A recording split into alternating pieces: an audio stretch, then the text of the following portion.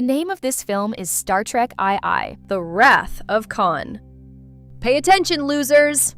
Here's a complicated backstory. A war for coffee dominance has been brewing in the galaxy for 6 hours now. One faction, the House of Maxwell, has been percolating a strategy to take out the House of Folgers. There is one planet that could possibly have a dark roast flavoring to it. Not that one. It's that one. The little bastard on the bottom of the screen. The one they call Repuget. On this arid, extra-dry planet, Checkout and Darmok, trainees for the FBI, Federation Brew Inspections, are on their first assignment to test the purity of uncut sippin' crystals. However, they run into Tusken Raiders during their annual family picnic. Once inside, the Raider family is overjoyed to finally have company over. The mysterious stranger takes off his robotic gloves for his far superior fleshy hands. Hey, it's RoboCop.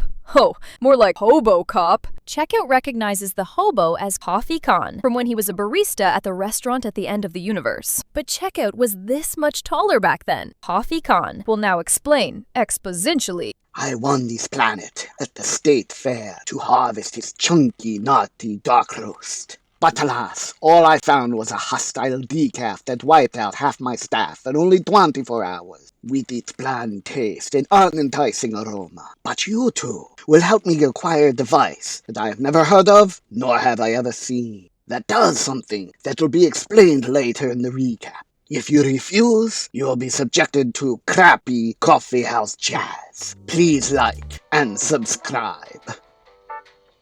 While the Renterprise is in dry dock, everyone puckers up for fart call. But some sort of alarm alarms everyone. They all remember their panic training, which is to save your own ass. Yes, Mr. Drunky.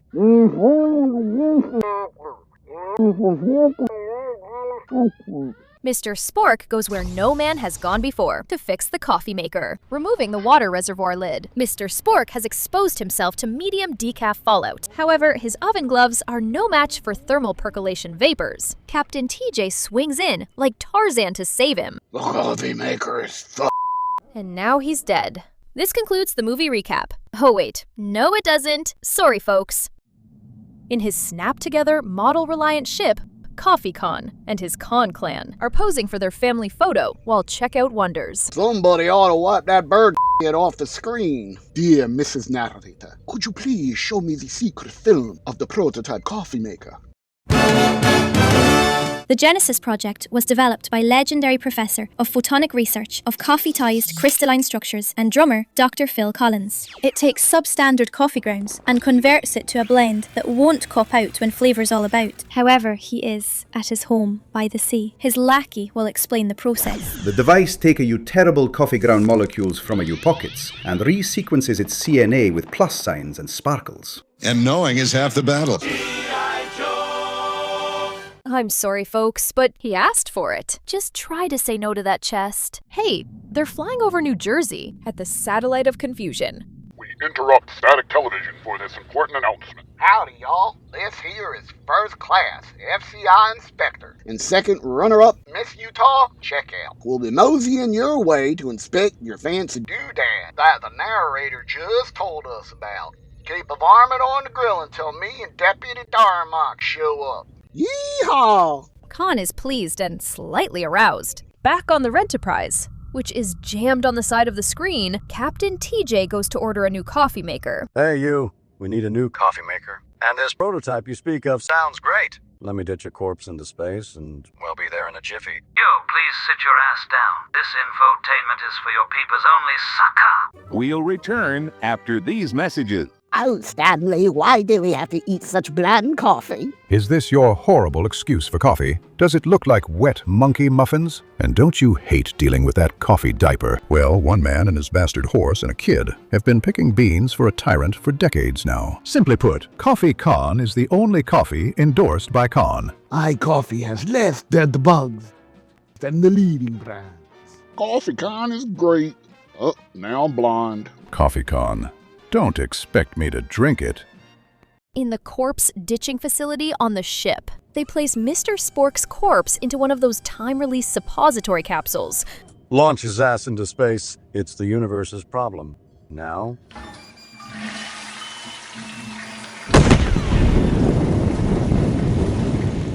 Now, let's get the hell out of here. Having inched their way to the Satellite of Confusion, the Renterprise spends several hours looking for a parking spot. In a acid-inducing plume of purple haze, Captain TJ, McCool, and Rebecca Howe, wearing their Cobra flap jackets to make themselves look bigger and more intimidating, enters Madame Keurig's cavern of coffee supplies, in the basement of the Satellite of Confusion, where the staff is having an afternoon nap, wondering how many nerds they can cram into this locker. They discover it's the lost tomb of the prototype coffee maker. They don't notice Checkout and Deputy Darmok hiding directly behind them. Darmok accidentally blows away a production assistant and realizes he was bringing him his latte. The guilt spills over him like a poo-clogged toilet, and plunging him of physical existence seems like a fair compromise. Checkout gets the guilt too, and Checkout checks out. Wearing his Fitbit, Khan monitors the guilt and feels somewhat guilty and irresponsible, but Captain TJ hears the unmistakable sound of a coffee maker being stolen. Having pulled off the greatest con in space history, that's some clever wordplay, biatches! Khan realizes he left one lucky glove at home. I don't care. I need my glove. Your glove! I won't fly without it. What could I do if he insisted I drive him home for his damn glove? Home glove now. They speed along at a snail's pace. Faster, pussycat. Stupid buttons! Ugh.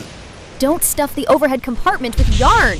Whoa! Not my boogie board! Khan lifts the styrophobic debris. Look, that's how it's spelled. That's how I say it. Anyhow, Khan's staff takes a much-needed 5-minute dying break. I would have liked to see Montana.